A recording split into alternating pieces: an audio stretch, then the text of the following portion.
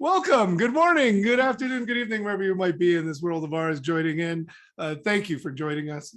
Today, we are continuing our Waymaker webinar series, talking today about the 5 things you must do before quitting. Always good to have a plan and not to do that in an emotional fit of rage or glory, either way. But following on the work around how you can go through this undoing to lead your epic life. One of the things that we ran into is a lot of people right now, because of the great resignation and everything that's happened with this pandemic and people reconsidering their life choices and their purpose, is that they're just jumping off and saying, I'm not going to do this anymore. Or as we say, I'm not working on Maggie's cubicle farm anymore. So what we're going to do is we're going to walk through a few of the things that you really need to do before you undo what it is that you've been doing. Is that a fair assessment, or is that too much comical BS, Michael? It's fine. Okay, thank you for that. Would you like to jump into it and jump into the presentation? Sure. So let me get here into present. Is that coming through okay? Yes, sir. Perfect. So let me just go here. So again, we structured this webinar today with the idea of not wasting your time. And so our basic timeline is we'll do a quick recap of should I stay, go, or reinvent my career. A quick recap on the 3 acts of modern life. And that will then set up the 5 must-dos before you actually quit, or if you find yourself already out the door, 5 things to do before you really start looking in earnest for your next job. So, a quick recap. This is a quick recap of our previous webinars. Our career landscape kind of looks like this. In this age of compounding complexity and post-COVID-19 untethered work and the continuous optimization of core business processes by organizations, driven by, if you will, digital transformation of core business processes. Now, we basically have 3 categories of choice, or 2 choices and 3 treatments. 1, get another job, or create a new engagement. And not going to spend a lot of time on each one of these. However, we do want to focus on three of the 12 or so options here, which is transform your position, which is to say, how do I take my existing job position and transform it in a way that is much more appealing and attractive to the opportunities that you may pursue. 2, co-invent a new engagement, which is to say, gosh, I'm not really looking for another full-time position. I'm looking to be fully engaged, but not as an employee, but perhaps as a more leveraged model, what we might call Moneyball. Or 3rd, looking at the most transformational and therefore perhaps the most challenging aspect, which is manage a team-based engagement LLC. And so essentially that's a startup. It's a small business, and it's organized to go into an organization and say, hey, look, we will, my team and I will transform this particular area of your company, and we want to really do that on a performance basis. And the purpose of an engagement LLC is a way of creating and capturing a whole bunch of IP that you would normally give away as work for hire, and doing it in such a way that you can get a much more fair gain share for the value realized by your potential client. Before I go on, any questions about this? Amplifications? Cool. So then, in the previous webinar, we talked about the three acts of life. And one of the underlying factors of how we make change, generally individuals, partnerships, companies, organizations, societies, do not make necessary improvements until inaction becomes more dangerous than making a needed improvement. So for those that are interested in change, your job is to make the current state or inaction more perilous, more dangerous, more insecure than making the needed improvement.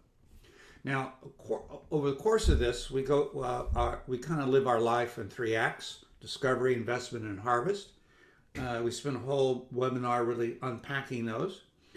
However, in our world today, there's a fourth option, which is, gosh, I really want to have something that's more meaningful. I want to have something that has a higher impact. I want to do something that is also really aligned, deeply congruent with my values, my mission, vision, and values in action. And in the course of that, what is my singular gift that I can share, and how will that transform the experience of life of those who receive it? And so that is the basis for what I'll call an epic life, and it entails a transformation. So a lot of what we're doing in Waymakers is really assisting people making this shift, this pivot from the standard same old three acts of life to one that is really an epic life characterized by your personal transformation as well as the transformation of those who you touch. Okay, so let's get into so what we have here are 5 must-dos before quitting or getting another job, and we'll just take them one at a time. I really encourage you to kind of say if you have questions or raise your hand, or I'd like to make this as interactive as possible. So one is discover the deep down truth about what happened and the story about what that meant at the time with one intent. So what does that mean? Come on.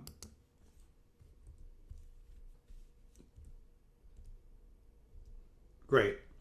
So in the dozens and dozens of career audits and life retrospectives that we have conducted, I've discovered that we live 2 lives.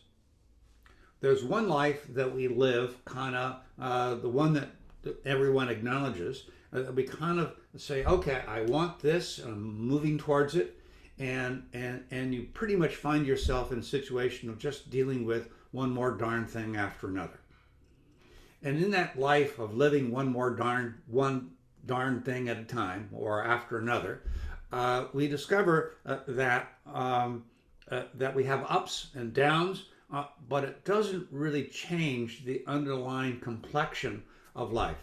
And if we really tell the truth about that life, it's a struggle, it's a bitch, it's unfair, and I don't really seem to get the satisfaction in any sustainable manner. It seems to be fleeting.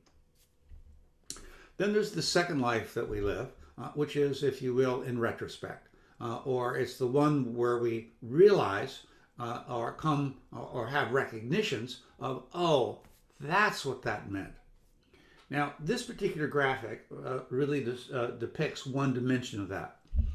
When I've done career audits, and generally people later in their life, the 50s and 60s, this outlines a pattern that I've seen again and again and again. I got out of college, I went out into the world, and shit happened. And you could say your narrative identity is me. Just stuff happens to me.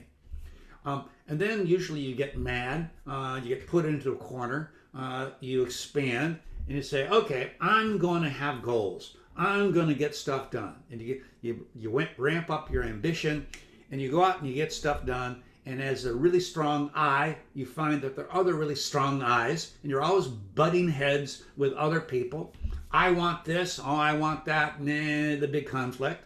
And so a lot of what happens is you discover that there are certain areas where a really strong I want produces results, and you discover that there are vast parts of life when you discover that there are where a really strong I want produces bad results. And then sometimes we then go, oh, I really want to do this, and you discover that the rules, the guidelines for living that life is that you got to be a good team member. Now, good teamwork pivots on fairness. So what's fair, not in life, but what's fair, what's an equal distribution, what's equitable in the team. And every team has its own little microculture that organizes around what's fair. And the reason I will submit my really strong I to the work of the team is that I get more goodies and I'll feel better. And then as we kind of progress along that, we kind of dip in and out of, but ultimately we cross this red line, which I'll explain in a moment, where we really discover that it isn't about a really strong I within a team, but it's about that underlying connectedness from which great things emerge. So one of the distinctions that I found in the career audits is the difference between a manager and a leader. A leader is somebody who really operates from an us, from that underlying unity that we're all in this together. There are no mistakes, really. There are choices and consequences. And if we don't like the consequences, make different choices. So operating for us is really about really being kind of a mentor, a coach, and it is really kind of, I'll use a funny term, hold the space for others to find their excellence, holding the space for others to rise to new levels of performance, for holding the space for a team to coalesce into a high-performing team. And underneath that, it is through others' emergence, I discover I am.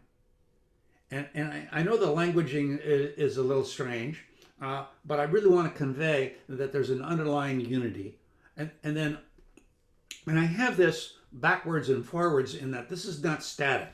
On a day-to-day, week over week, month over month, we kind of dip in and out, but there seems to be, over the course of a life well lived and a career, a progression up the scale.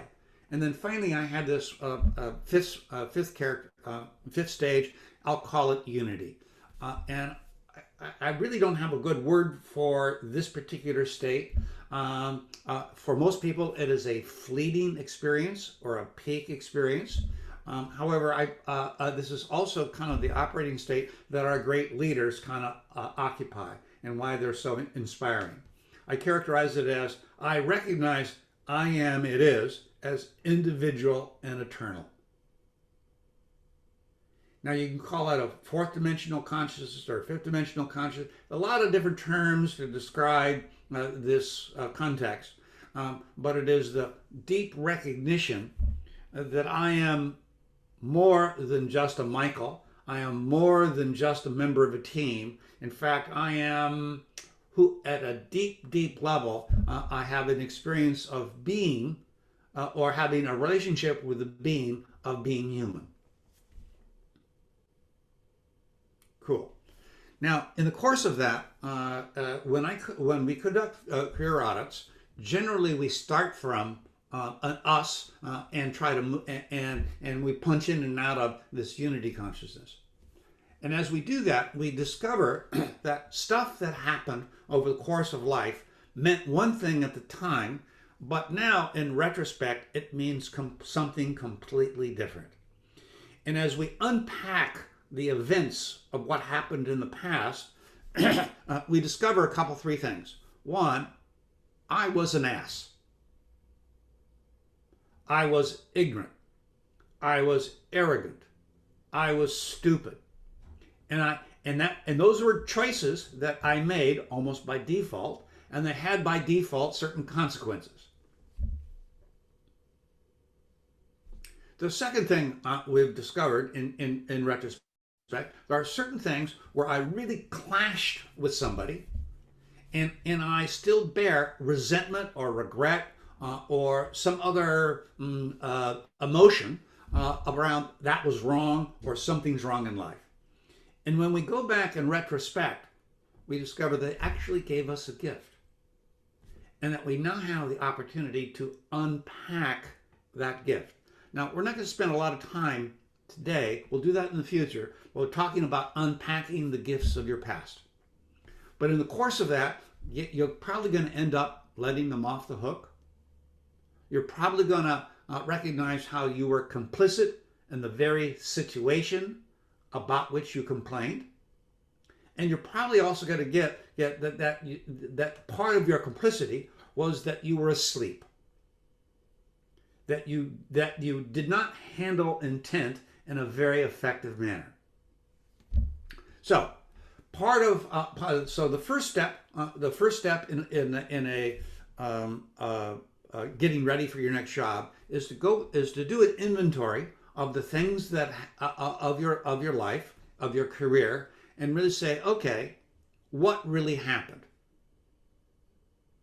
and not what really happened from the then there historical perspective, but now from the perspective of, well, life is nothing more or nothing less than a choice and a consequence. So how was I complicit in the very condition about which I complained? And as we own our complicity, as we own as we become accountable for the stuff of our life, we begin to release a bunch of energy that we kept locked up in that incident or gift. One last thing, I've noticed that when I'm working with executives, the ones that are most resistant to moving on, the ones that have the most trouble letting go of a resentment, the people that have the most trouble moving on, share one quality or one attribute. They took credit for a great success for which they had no right to take credit. They took credit for other people's work. Now that lie has to be maintained at the price of irresolvable resentment. Wow. So that's another thing to kind of pay attention to as we kind of retrospect is, did I take credit? Did I steal somebody's thunder? Did I take somebody's credit? And now that has me locked in a little brick shit house until I in fact go back and rectify that. And oftentimes that means going back and apologizing and say, I said this and I felt this and I was an ass and I ask for your forgiveness. Before I go on, questions, comments? Yes, Michael. Why is it so difficult to face the reality of what was? Is it about invalidating ourselves, or is there something else inside of that? Wow.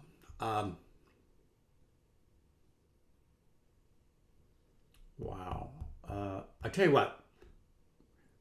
Because I see that barrier, right? That barrier is what prevents it. And that's one of the reasons, as I mentioned in my post the other day, that I believe this is a process that people need a coach or somebody to unwind with to provide that additional perspective. Maybe not everyone, but I think a lot of people, because I do find myself, challenged with some of that.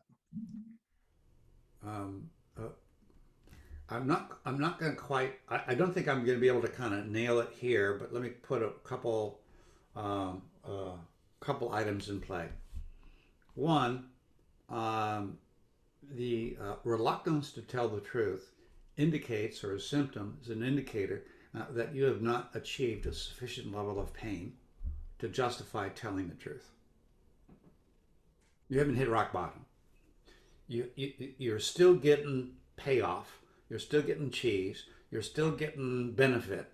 You're still getting something from maintaining the old, outworn bullshit story.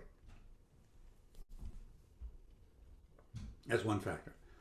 Another factor, and you see this writ large in the news, it falls within the domain of what we call identity economics, and specifically group membership. If you belong in a tribe that shares a particular worldview, ideals, and taboos, you might, your peer group or your tribal members may basically say, well, that's not cool to say that. It's not cool to own that. It's not cool to be responsible for that. So, and that's why oftentimes when you make a change, oftentimes your whole social network will undergo a whole reshuffling, because there's a, oh my God, that's just not acceptable anymore to tell that lie or that illusion or whatever. And then we'll get into, and then the next one, the other part of this, I'll get into the next most too. Okay, one is to pierce the veil of a means goal. I want X in order to get Y. So a lot of us start off, well, I want to be a VP of this, or I really want to have make $400,000 a year. I really want to have this kind of an impact. And underneath that, come on, is something I'm going to frame as the conflict between I want something really bad, but I struggle to get it a lot. I struggle a lot to get it, versus what I actually only needed in the moment, but forgot to generate for myself and others. So the one on the left is essentially the mechanism that drives Hollywood. It is inherent to every character and every plot. I want something, and I'm thwarted by internal or external factors. I'm thwarted from getting it. I want something really bad, and I'm having trouble getting it. Now, no one really ever reflects on the fact that what they want is a proxy. Well, why do you want to have that new car? Well, I really want to have the success. I really want to have the experience that I've succeeded in life. Well, why is that important? Why is it important to feel like you've succeeded in life? Well, and so when I was a young man, it was like, well, then the women that I really want to chase, they'll chase me. And they pressed a little more on that, and it was like, oh, well, you wanted to have that so they have the experience of being loved. Got it. So what you're seeing right now is that in your present state right now, you have an insufficient level of being loved. Got it. So what you really need, actually only need, is to level up, to expand your ability to be loved or to love others. And that's something that takes intent, conscious intent to generate, as opposed to find and get. Now, I ruined 2 marriages as a function of living on the left side of this thing. I want this. And of course, when somebody wants something in conflict, that's in conflicting with it, they become part of that which I'm struggled with. The left side is the story of entanglement, ensnarement and entanglement in desires that ultimately produce gridlock and an occasional breakout. So I'm suggesting that part of our piercing the veil of our desires is to really get back in touch with, actually to recall, to remember, to have the recognition of, oh, First, I need to feel safe. Secondly, I need to feel expressed. Beyond feeling safe and expressed, there are certain qualities that I really want to bring into the world. And I generally know them, one, by their absence, two, my reluctance, my nervousness, my anxiousness to bring them forth. And that's the signal. If you're anxious about some quality that's missing, that's a pretty clear signal that that's what you signed up to bring into the world. That's good news and bad news. Cool.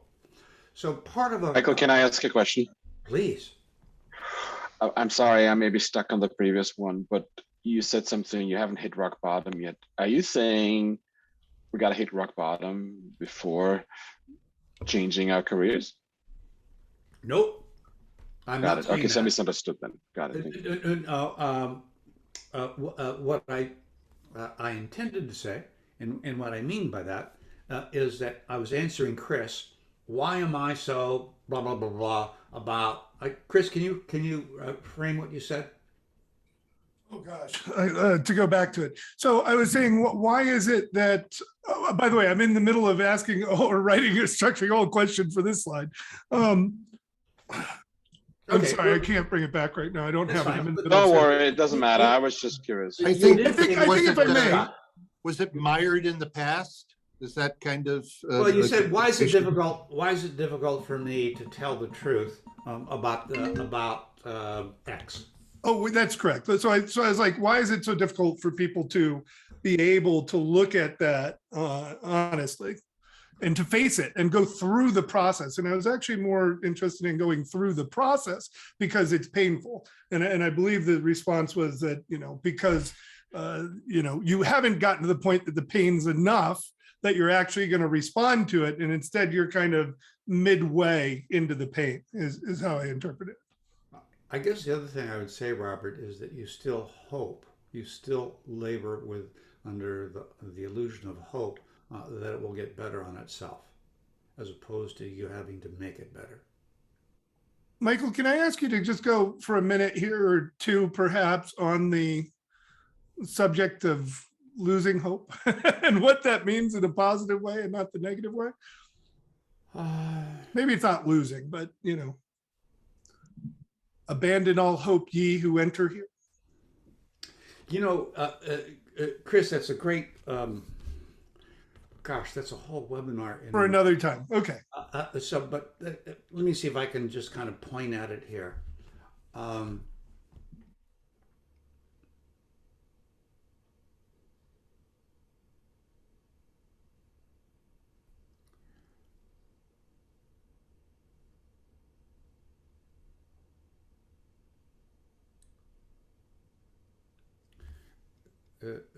We human beings are wired to make sense of the world.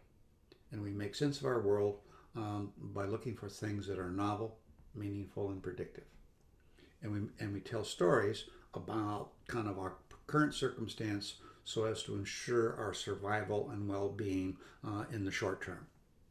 So we are sense-making machines. And you could say that we have no choice but to make sense of our world. And we make sense of our world based on kind of what's happened in the past and what caused my survival in the past. Circumstances change, and I'm no longer 3 foot tall and 58 pounds. Things change, but sometimes the stories don't.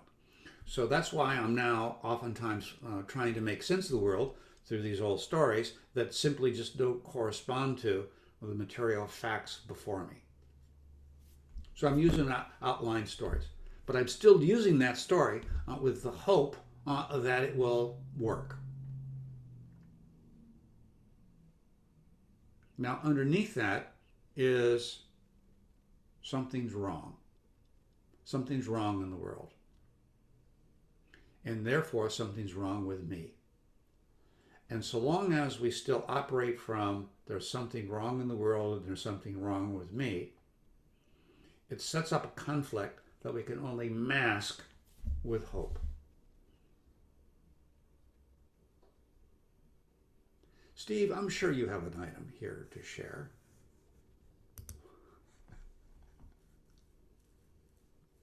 So my erstwhile mentor had the phrase "live in hope, die in despair." More?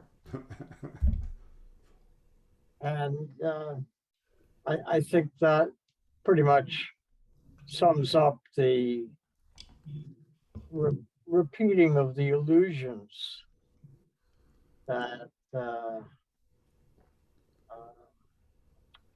we sometimes, imagine this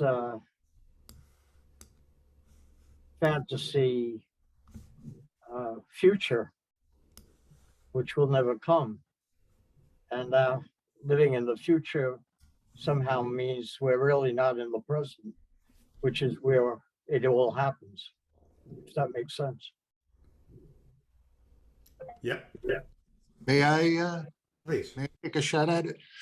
So to me, what I look at as one of the problems and where hope comes into play is that we've become a world where we believe anything is possible.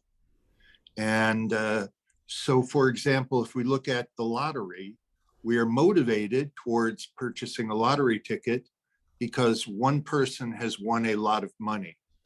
But we don't look at the millions of people who lost money in the process. And so hope to me is those infinite possibilities, as opposed to breaking it down and looking at what the probabilities are, what the thing that makes the most amount of sense, and working in that sort of a fashion, looking at the probabilities as opposed to the possibilities. When I was a kid, I wanted to be a jockey racing horses. I'm 6'3", 250 pounds. Is it possible? I suppose, but not probable that I would ever be a jockey. So, but I could sit and hope. I could hope forever that would change. Let me thank you, J.S. Let me provide another frame to kind of look at this notion of hope.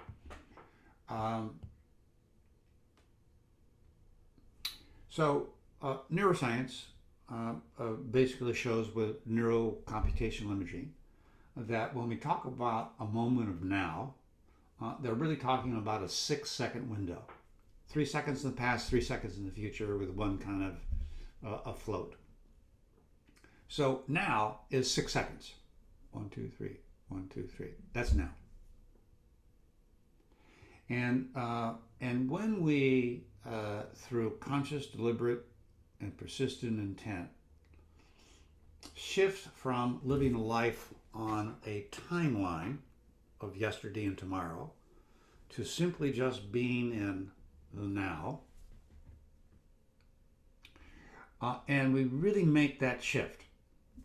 Now, it's not necessarily permanent because we'll be in and out of it, but as we shift into that now and begin to explore what's in that moment of now, there are these possibilities. Some of them very probable, some of them kind of probable, some of them possible, some of them nearly impossible. So there's this whole stacking of possibilities that are accessible now, as well as there are all these resources at hand, some of which are immediately in front of me, some of which would be with a little bit of effort, and some of them might be a stretch.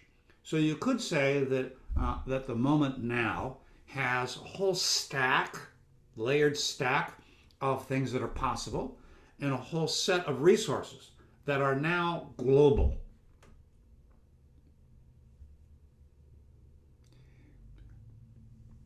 So the price that you pay to operate from that super flow state, what you have to give up to play in that super flow state is hope. Because hope is based on a yesterday and a tomorrow. Now look, I'm as hopeful as anyone, but I'm also mindful that being hopeful is taking me out of a super flow state.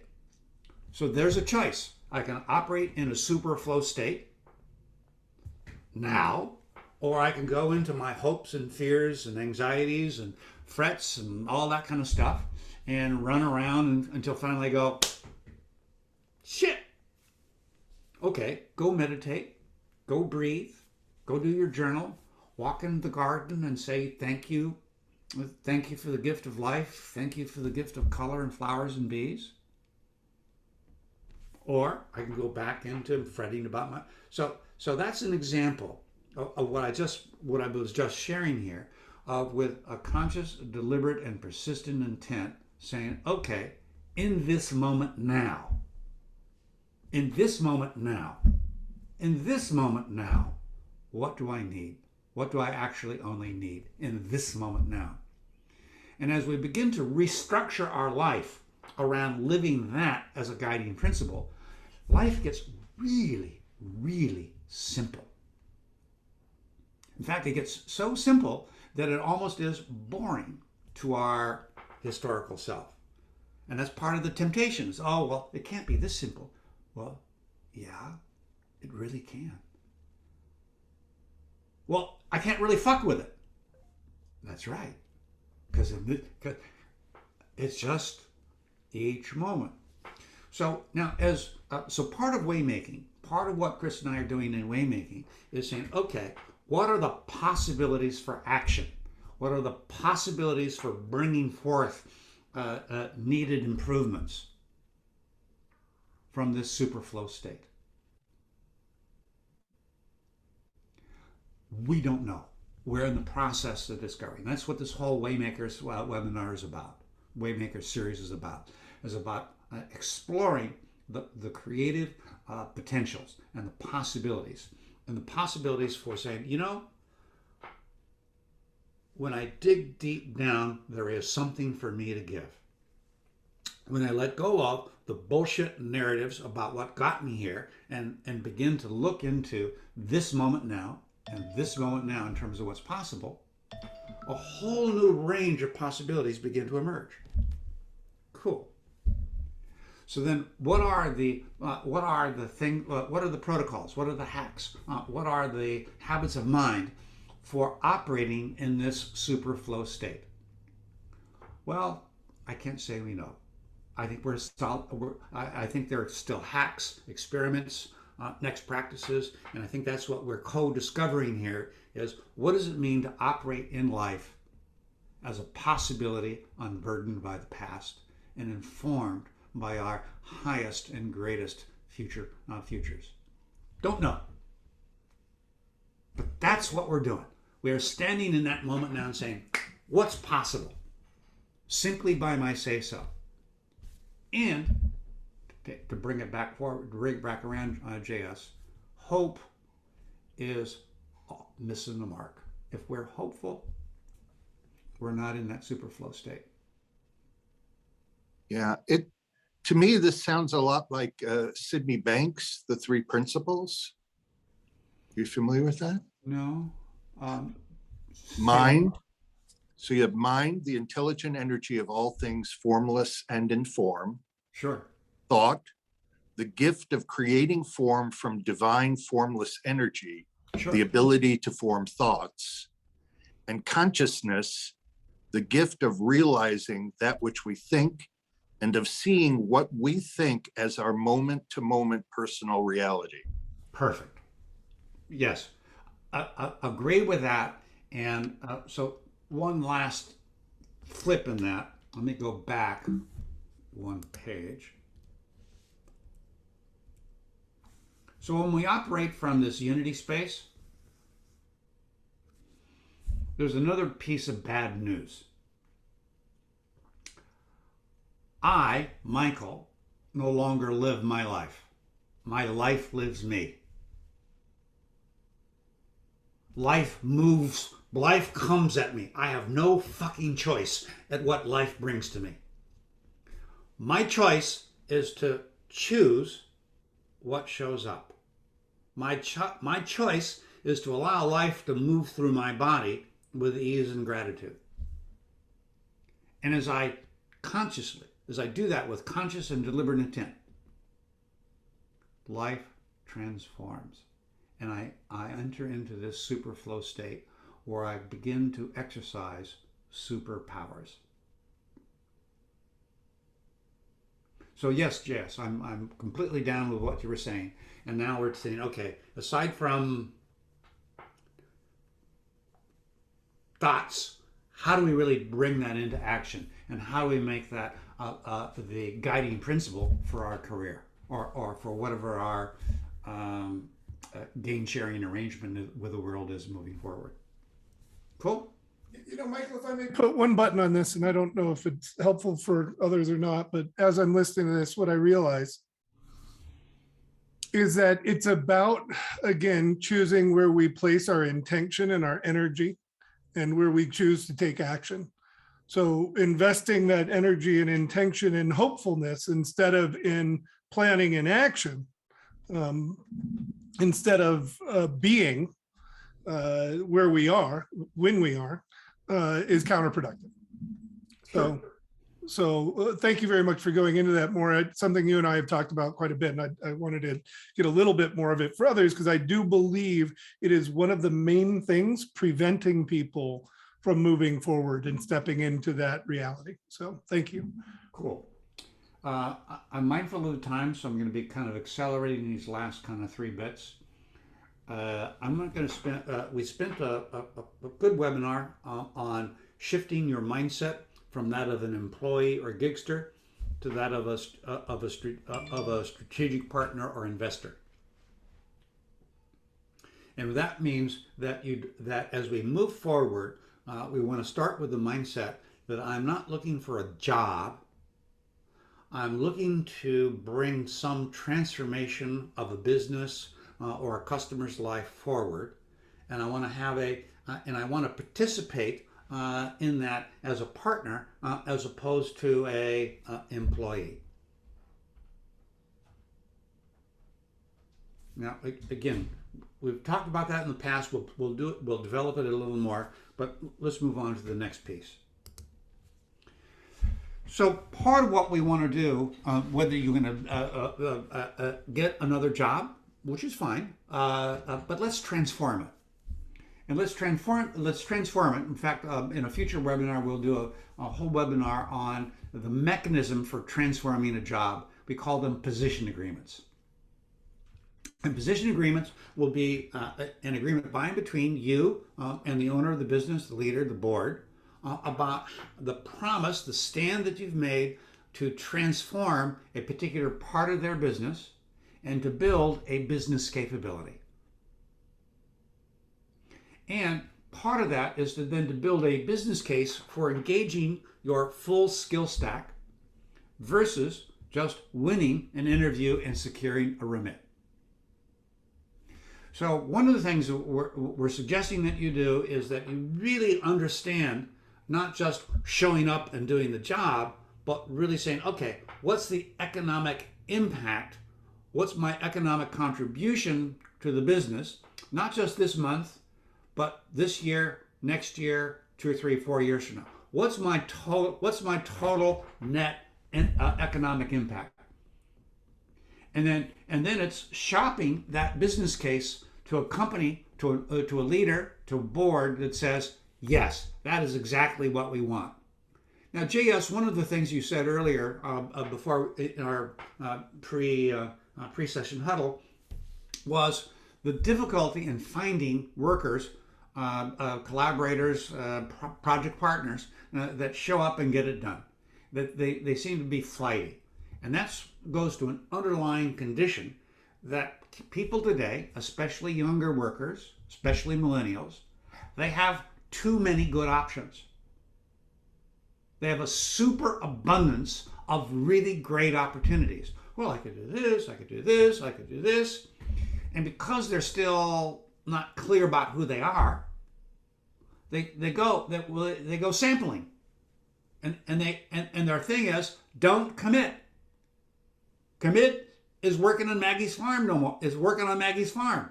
Don't commit. And keep cycling through until, well, lightning strikes and I've had, oh, this is what I came here to do. I've had a problem.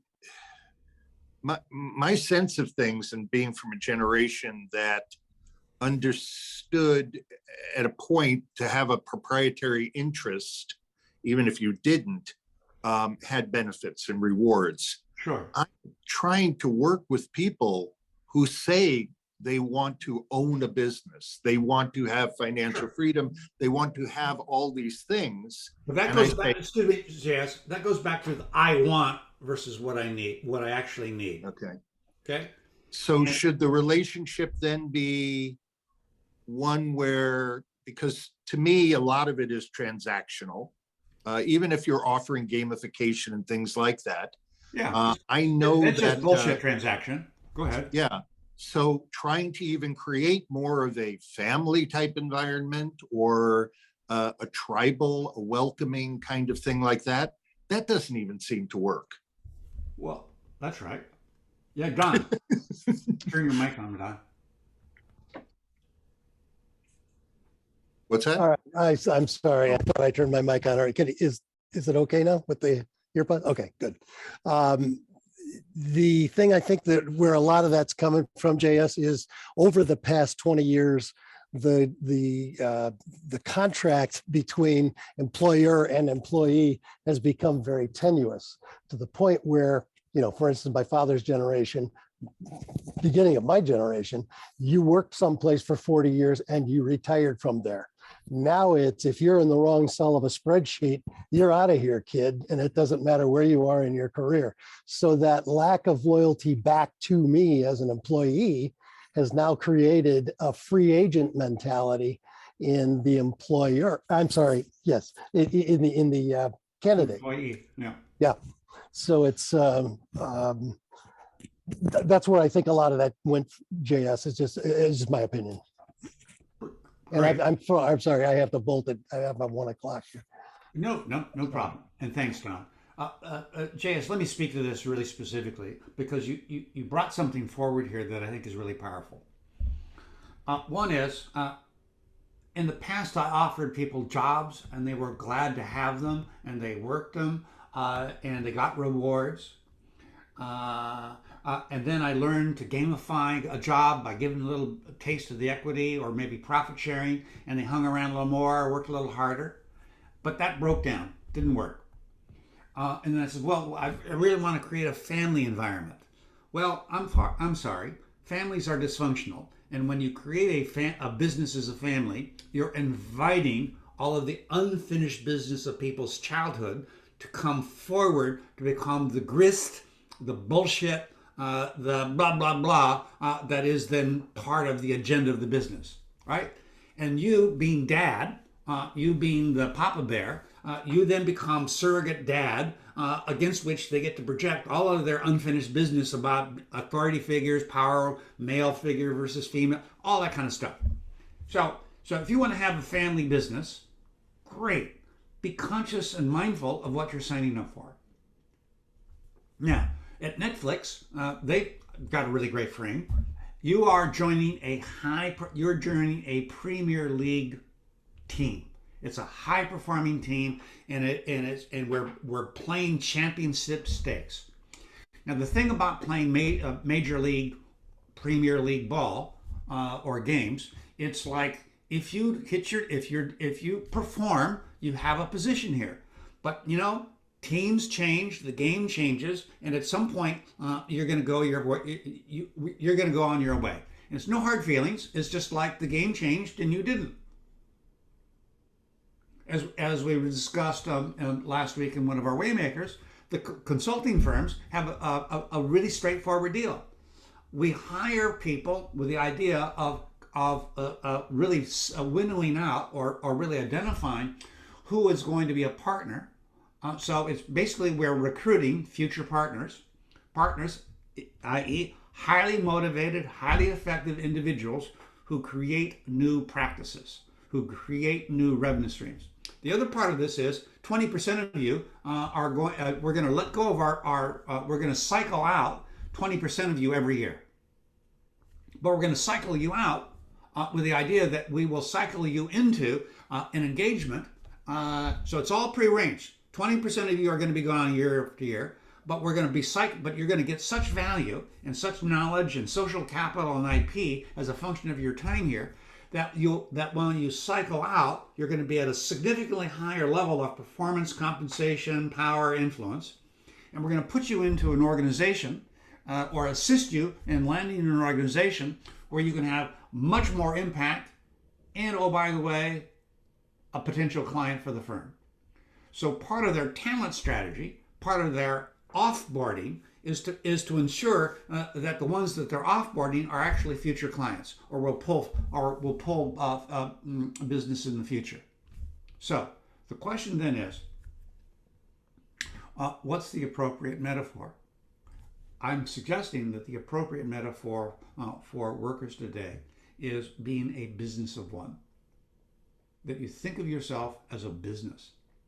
Now the question then is, to the point that you were asking, JS, is there a more powerful metaphor? Is there a more powerful organizing principle for attracting partners, employees, etc., that show up, get it done, and are satisfied and grateful for the opportunity that you created? And yes, they are. And it comes down to, what is their mission? What is their personal mission, vision, and values in action? And to what degree have you taken steps to make sure that their personal mission, vision, and values in action align with your company's, Business of One's, mission, vision, and values? And when there's a deep alignment, when there's a deep congruence on mission, vision, and values in action, you then become a vehicle for amplifying their fulfillment, their realization of their personal vision, mission, and values in action. And when you become a vehicle for their greater expression, that's a synergy that's self-reinforcing. And that's the job of an employer today, is to be a stand for individuals aligning with, and for us to amplify the personal mission, vision, and values of individual contributors. Oh, yeah, I agree with that totally. One of the things that I've worked on over the years has been for companies to identify who their advocates are, and then utilize the company's resource and reach to turn those people into influencers, as opposed to this moronic, to me, approach that people have, where they're looking to find influencers who will talk about their product, service, or business. Sure. And it just seems to make much more sense to me to do it organically, if you will, and find those people out there. Again, obviously, if they're advocates, there is that existing alignment. And but So- you're not expecting that person to do anything above and beyond loving you, really. There's that love again. Love. Yeah. So I have this thing. Oh, it's here. Can you see this? Yeah. Influencers are paid to love you. Advocates love you for who you are. That's right. So imagine you had an entire company consisting of advocates who are, I'm here because of the mission and vision and values and action of this organization reflect and amplify my personal what I'm up to in life. And that's the creative challenge for organizations today, is to reorganize themselves in a way that they can accommodate, and it starts with recruitment and selection of similarly motivated people. It then gets expressed in terms of position agreements, but the real reinforcement, and hopefully in some time in the future we'll have Bill Leiter come talk about his book, Mastering Your Balance, It's then really then about how do we then, what mechanisms of management and culture do we put in place to stabilize, to give persistence to those to that alignment. And I believe that having teams be the mechanism for microculture and the alignment of microculture is in fact the way is critical and central to making this work. So now that's another part of building your business case is if you engage me, who's in my crew? Or more importantly, what can my crew bring to the company? So that's about your social capital, and it's about your trust network, and it's about the distributed cognitive resources of your team, and that is essentially what you're monetizing. You're monetizing just not what you know, but what you can bring to bear with like-minded individuals of a high-performing team. So as we build a business case for engaging your full skill stack, your full skill stack includes your cognitive crew. People that stand with you, who not only love you, but are aligned deeply aligned with your mission, vision, and values. Okay, let me go on. We spent a little time talking about this, and we'll probably do a whole workshop just on this particular model. I just want to build it a little bit here. So I've spent 30 years doing strategic business cases and white papers and events and executive primers on why they should consider adopting digital asset management or marketing operations management or digital brands or customer engagement systems or connected workspaces for industrial workers. So I've spent 30 years building business cases. And this is one of the cornerstones for building a business case. There's a relative hierarchy of value, and every proposed investment will get pigeonholed in one of these 7 categories by the CFO or COO. And one of the things that our friend Matt Weeks shared with us last week was, gosh, if you've got a free and clear shot, try to identify the hole in the boat. Are you fixing the hole in the boat? The CFO's comp plan, compliance, or unfunded liabilities, right? And the hole in the boat for most CEOs is share price. Now, it's very, very rare that we ever come up with anything that is a straight shot, a straight contribution to share price, unless, of course, we start talking about M&A and as a function of our ability to acquire new revenue streams, we can earn a high. So I'm just saying, relative hierarchy of values. And then the next question that a CFO, I'm sorry, I did a rather abrupt shift, but I'm mindful of the time here. The next one is, will your proposed investment, will it pay for itself in 11 months or not? If you can show that this will break even, produce financial results that will pay for its investment in 11 months, you go from a really long capital expenditure line to an OpEx line, where it's simply I can simply pay this out of existing budgets. So that's another key part on a business case is, have I mitigated all known high impact, high probability risks? That's typically what's missing in most business cases, is telling the truth about how this could fail. And what we've done to go through and identify not only the potential for these things to fail, but we've put in place risk mitigations, triggered risk mitigations. Should that situation occur, here's who's looking for the signal, and here's what we're going to do about it. And then finally, how do if I give you this money, on what's the reporting? How will I notice that you're on track? So give me how will you status weekly progress? So these are key elements of a business case. So when I say making a business case for your engagement, these are some of the, this is the financial and risk mitigation dimensions of that. Good so far? Questions? I'm going to move on. Okay. Chris, you want to get rid of those things? Then we want to package your value to be realized. Again, we're going to spend just a quick thing here. One of the things I'm really a big, strong believer in is using a strategy map to depict where you're going to be adding value in the organization. Now, this particular strategy map is essentially a visual depiction of a strategy using the 4 dimensions of a balanced scorecard. And specifically, this one is exposing contributions around social and environmental impact, as well as just economic impact.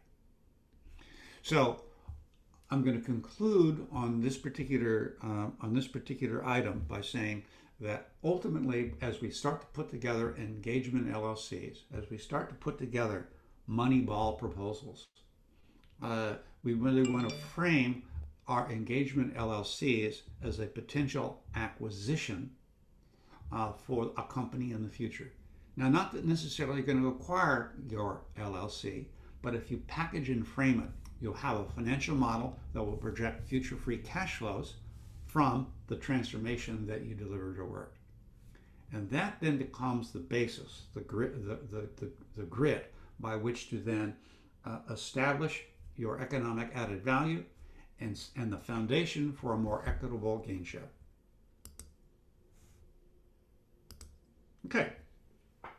And then as we kind of move on, a summary.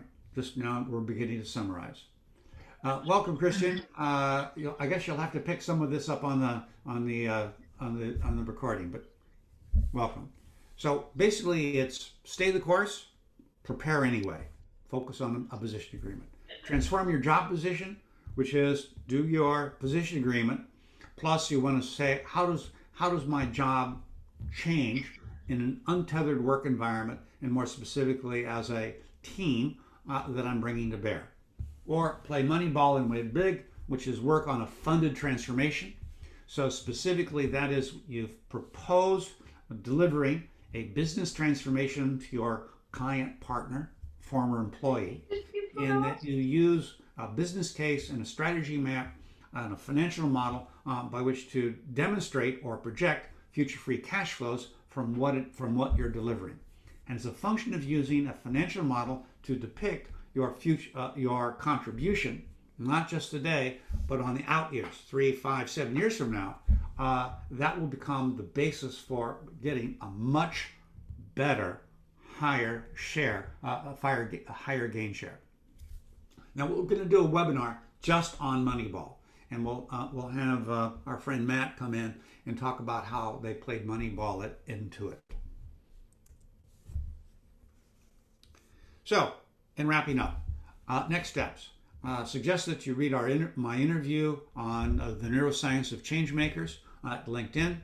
We'll be sending you a link with some free resources, as well as a recap, the slide deck, and some additional readers. If you want, schedule a private session with us, or let us co-design a custom program for you and your team. In the future, Chris and I and other members of the Waymaker team are available to do lunch and learn, Zoom, or on-site briefings. We'd love doing a keynote for a company meeting, or for those that are interested and are in the position to, we conduct talent ecosystem surveys, both employees as well as those that are external and potential new hires. Okay. So on the basis of that, I really want to thank you for showing up today. Appreciate it, and with deep gratitude, I celebrate the possibilities that we are bringing forward into the world, and I really appreciate and thank you for making this possible. Good. Thank you so much, Michael. I appreciate your wisdom and generosity of sharing. Yes. Want to just simply here in closing come back to kind of the original premise and tie this all together a little bit. And then we have about 15 minutes. We'll be able to stay and answer questions and have further discussion with those of you who are here. You know, again, it is a big time for change. It is a big time for realizing our limited time here and our absolutely amazing potential of opportunities. So it is really a great thing and a difficult thing that we're going through right now. It's going to be painful in the short term. But I guess what we're trying to say with today's webinar and the 5 must-do steps before quitting or accepting another job position or creating your next job position easily even, is that we need to really take pause and look at what was in order to really see what can be. And more importantly, to give ourselves permission to actually want that and know that we can pursue it while still staying in each moment instead of living in a nearly impossible future, to borrow some language from earlier today. But all of this work is about leading us to our most epic life so that all of us can have a better experience here living together here on Earth. And the more people who are better off out in the world, the more I am better off. At least that's my philosophy. So thank you again for joining us for this Waymakers webinar. Really appreciate seeing everyone here. And if you have any questions or want to talk further, please reach out to us through the information that's now on the screen. And we look forward to seeing you at future Waymaker webinars. Thank you all.